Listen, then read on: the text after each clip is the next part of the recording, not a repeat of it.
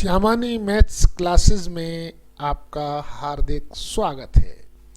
आप सभी से अनुरोध है, वीडियो को पूरा देखें। यदि मेरा प्रयास आपको अच्छा लगे तो लाइक करें, शेयर करें तथा सब्सक्राइब करें, जिससे मेरे आने वाले सभी वीडियो आप तक शीघ्रता से पहुंच सकें। इस अंक में मैं लेकर के आया हूं संख्या पद्धति नंबर सिस्टम का 10वां भाग। इस अंक में मैं बताऊंगा ऋण संख्या अथवा अभाज्य संख्या, प्राइम नंबर ज्ञात करने संबंधी प्रश्न। निम्न में से कौन सी अभाज्य संख्या है?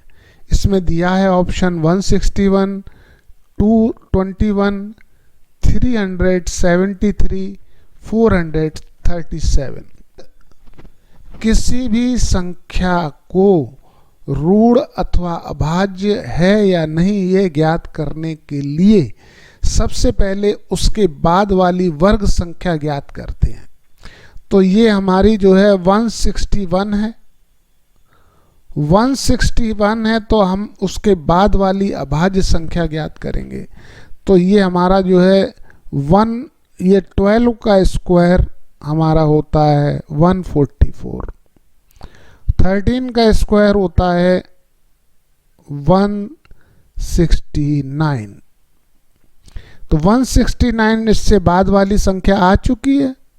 तो उसके उपरांत जो हमारी संख्या आई है ये 13 का स्क्वायर है, तो हम उस संख्या के वर्गमूल को ले लेते हैं। 13 से छोटे जो प्राइम नंबर हैं वो लिख लेते हैं। सबसे पहले लिख लेते हैं 2, 3, 5, 7, 11 और हमारा उसके बाद 13 आएगा। 13 इसके बराबर हो जाए तो ये छोटे ही वाले मुझे अंक लिखने हैं। अब हम ये ज्ञात करते हैं कि अगर ये 2, 3, 5, 7, 11 इनसे यदि ये डिविजिबल न हो तो ये अभाज्य संख्या होगी। ऐसी स्थिति में हम सबसे पहले इसमें 2 का डिवाइड करके देखते हैं। तो 2 का डिवाइड होने के लिए सबसे पहले यहाँ सम अंक होना चाहिए। सम अंक है नहीं, इसलिए 2 का डिवाइड इसमें जाएगा नहीं। अब हम 3 का देखते हैं। 3 का डिवाइड होने के लिए सभी अंकों का योग हमारा इसका 8 है। 1 + 6 + 1 आ जाएगा ना 8। तो ऐसी स्थिति में ये 3 से भी डिविजिबल नहीं होगा। और 5 के लिए क्या है? 5 के लिए इकाई का अंक हमारा 0 या 5 होना चाहिए, वो भी हमारा है नहीं। ऐसी स्थिति में हम 7 का देख लेते हैं। 7 के लिए क्या है? इकाई के अंक में हम 2 का गुणा कर लेते हैं। इकाई के अंक में हम 2 का गुणा कर लेते हैं, आ जाएगा हमारा 2। और शेष में से हम इसे माइनस कर देते हैं। तो 16 - 2 कर दिया तो आ जाएगा हमारा 14। और 14 हमारा 7 से डिविजिबल है। तो अब हमने ये पता लगा लिया है 161 हमारी इससे डिविजिबल है। ऐसी स्थिति में ये अभाज्य संख्या नहीं होगी।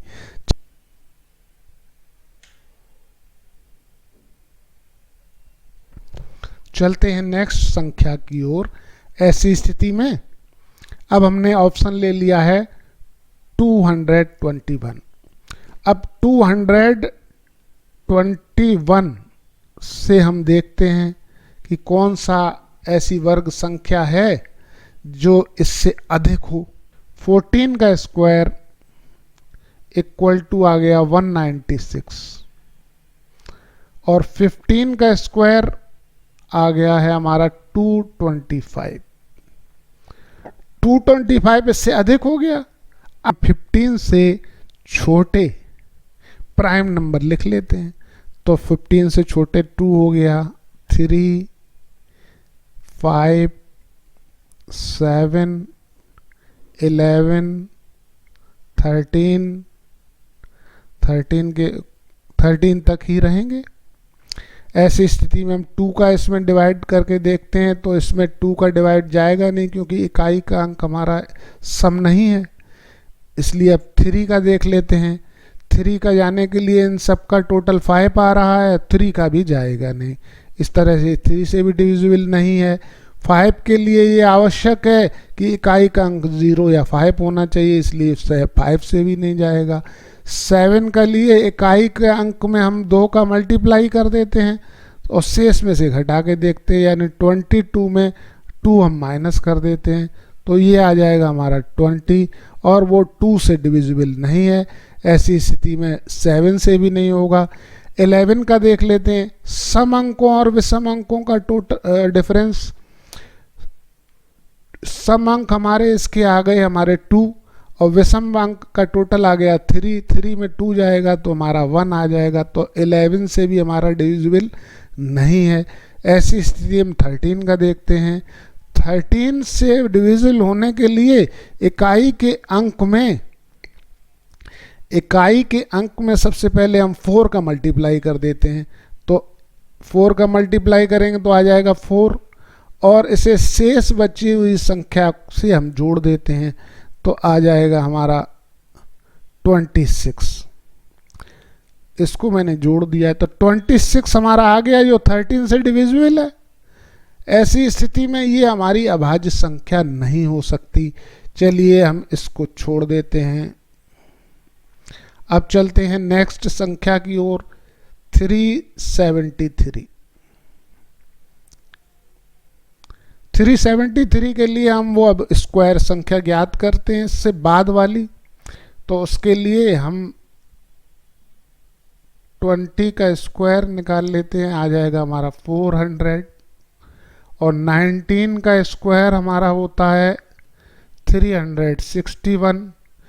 जस्ट बाद वाली हमारी 20 का स्क्वायर है ये, तो 20 से हम छोटी प्राइम नंबर लिख लेते हैं, तो 2 3 5 7 11 और ये हमारा आ जाएगा 13, ये आ जाएगा 17, ये आ जाएगा हमारा 19। यहाँ तक हमने लिख लिया है।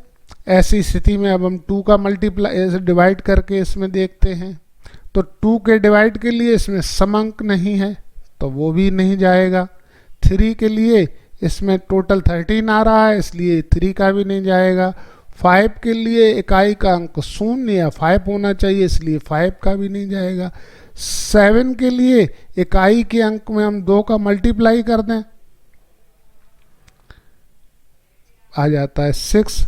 अब जो है हम शेष अंक में से 37 आ गया और 6 को इसमें माइनस कर देते हैं, आ जाएगा 31, जो हमारा जो है 7 से डिविजिबल नहीं है।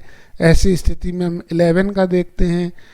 11 के लिए या तो सम और विषम अंकों का योग 0 होना चाहिए या 11 से डिविजिबल होना चाहिए, तो इसमें विषम अंकों का योग आ गया है 6 और सम अंक का योग आ गया है 7, डिफरेंस आएगा 1।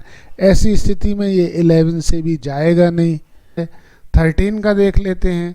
13 के लिए इकाई के अंक को हम 4 से मल्टीप्लाई करते हैं, तो इकाई के अंक में 4 को मल्टीप्लाई किया तो आ गया 12 और यहाँ 37 बचेगा इकाई का अंक छोड़कर, तो 37 में हम जोड़ देते हैं तो ये आ जाएगा हमारा 9 और ये आ जाएगा 4। ये 13 से डिविजिबल नहीं है। ऐसी स्थिति में 13 से भी नहीं होगा। और 17 का देख लेते हैं। अब 17 का डिवाइजिबल ज्ञात करने के लिए इकाई के अंक में 5 का मल्टीप्लाई कर देते हैं तो आ जाएगा हमारा 15 और शेष में से हम इसको माइनस कर देते हैं तो यहाँ आ जाएगा हमारा 2, ये आ जाएगा हमारा 2, ये भी हमारा डिविजिबल नहीं है। ऐसी स्थिति में 19 का देख लेते हैं। 19 का ज्ञात करने के लिए इकाई के अंक में 2 का मल्टीप्लाई कर देते हैं तो आ जाएगा 6 और शेष अंक में हम जोड़ देते हैं। अब यहाँ आ जाएगा हमारा 3 और ये हो जाएगा हमारा 4। 43 से भी ये डिविजिबल नहीं है। ऐसी स्थिति में ये हमारी अभाज्य संख्या होगी। ये हमारा ऑप्शन आ गया, लेकिन इससे पहले इसे भी चेक करना आवश्यक है। चलिए तो इसको चेक करने के लिए 437, और वह संख्या ज्ञात करते हैं जो इसका स्क्वायर इससे अधिक आ जाए। तो 20 का स्क्वायर हमारा होता है 400 और 21 का स्क्वायर आता है हमारा 441। वह प्राइम नंबर लिखेंगे जो 21 से हमारे छोटे हों। तो ये हमारा आ जाएगा 2, 3, 5, 7, 11, 13 और ये हमारा आ गया 17 और 19। अब हम सबसे पहले उसी तरह से चेक करते हैं। 2 से चेक किया तो ये जा नहीं सकता, समंक नहीं है। 3 से करने के लिए इसको ये टोटल इसका 14 आ रहा है, तो 3 से भी जाएगा नहीं। 5 के लिए 0 या 5 इकाई का अंक होना चाहिए, वो भी नहीं है। 7 के लिए इकाई के अंक में 2 का मल्टीप्लाई कर शेष में से हम घटा देते हैं, तो ये हम जो है 43 और इसमें इकाई के अंक में 2 का मल्टीप्लाई कर देते हैं तो आ जाएगा 14। तो ये हमारा आ गया, माइनस करेंगे इसको तो ये आ गया हमारा 9 और ये हो गया 2। 29 में 7 का डिवाइड जाएगा नहीं, इसलिए 7 भी इसमें नहीं होगा। 11 के लिए इसमें हम विषम अंकों का टोटल देख लेते हैं। हमारा 7 और 4 हो जाएगा। 11 और 3 माइनस करेंगे तो 8, वो भी 11 से डिविजिबल नहीं होगा। ऐसी स्थिति में हम 13 का देख लेते हैं। 13 के लिए डिविजिबल होने के लिए 43 में से अब इसमें 4 का मल्टीप्लाई करते हैं इकाई के अंक में, तो ये हो जाएगा 28। 28 हम इसमें जोड़ देते हैं, आ जाएगा हमारा 11। ये हो जाएगा हमारा 6 और 1 7। ये भी हमारा 13 के टेबल में नहीं आता है। ऐसी तरह से हम देख लेते हैं 17 का। 17 का देख लेते हैं। 17 का नियम ये है कि इकाई के अंक में 5 का मल्टीप्लाई कर शेष में से हम माइनस कर देते हैं, तो ये आ जाएगा हमारा 13 में 5 जाएगा तो हमारा 8 आ जाएगा। तो 8 इससे जो है 17 से डिविजिबल नहीं है। ऐसी स्थिति में हम 19 का देख लेते हैं। तो 19 का देखने के लिए इकाई के अंक में 2 का मल्टीप्लाई कर देते हैं तो ये आ जाएगा हमारा 14 और ये इसमें हम जोड़ देते हैं। तो इसी तरह से ये हमारा आ गया 7 और यहाँ आ गया हमारा 5। ये हमारा 19 से डिविजिबल है, ये हमारा 19 से डिविजिबल है, इसलिए ये अभाज्य संख्या नहीं होगी। आशा है आपको समझ में आ गया होगा। ऑप्शन 3 सही है। समझ में आ गया है तो लाइक कर दीजिए, शेयर कर दीजिए, सब्सक्राइब कर दीजिए। धन्यवाद। मिलते हैं नेक्स्ट अंक में।